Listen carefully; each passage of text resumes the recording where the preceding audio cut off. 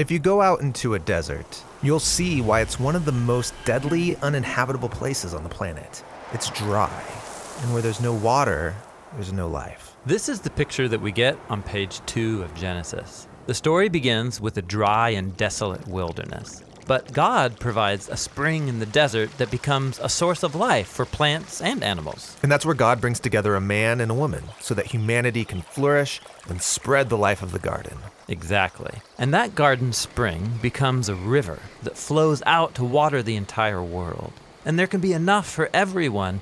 It's all a gift from God.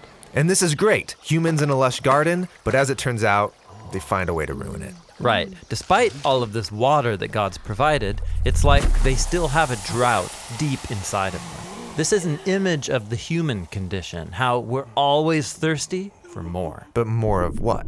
Well, in this story, the humans want more wisdom to create more security and more control on their own terms. And tragically, it only leaves them more thirsty and suspicious of each other, and so they end up back in the wilderness. The humans have lost access to the water of life. And because of that, they can't spread God's life into the world. And so God needs to rescue them from the wilderness. Yeah, like in the story of Jacob. His selfish scheming ruined his family relationships, so he has to run from his problems out into the wilderness. But there, he finds a well, and he meets a woman. And this is like Eden, a man and a woman together by a source of water. Right. And then through Jacob, God creates the family of Israel. And he invites them to share in his own life so that they can be his partners in spreading that life to others. And sometimes they do this. But ultimately, they struggle with the same drought of the soul, thirsting for more power and more control, and it leads them down a path of violence and self-ruin.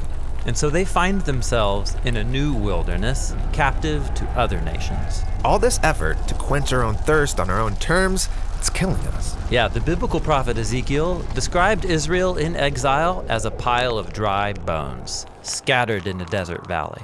But, he said, one day God will pour out his own life presence, his spirit, to water the land, to create a new Eden and new kinds of humans. People who can spread God's life to others. Exactly.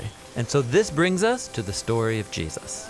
Right. And there's a story about Jesus who goes to a well that Jacob used to own. And just like in Jacob's story, Jesus meets a woman. And he tells this woman that no matter how much water she drinks from this well, she'll always thirst for more. Then he offers water that could quench her thirst forever. He's not talking about the well water. No, what he's talking about is God's own life that comes through him to us to satisfy our deepest thirsts. This is why later on Jesus says, "Let anyone who's thirsty come to me and drink." This is cool, but it's also a strange image, drinking from a person. Totally. And it's connected to another strange image we find in the story of Jesus' death on the cross. A Roman soldier thrusts a spear in Jesus' side, and there's blood. But also, all this water flows out.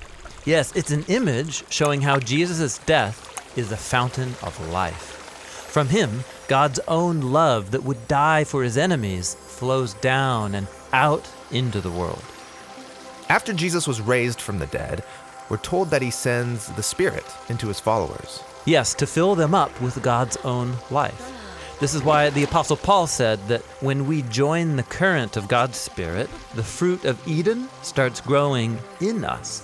Love and joy, patience and kindness, gentleness and self-control. People like that can create beautiful things in the world that bring life to others. Yes, like little streams of God's life that can come together and point forward to the beautiful scene that we find on the last page of the Bible.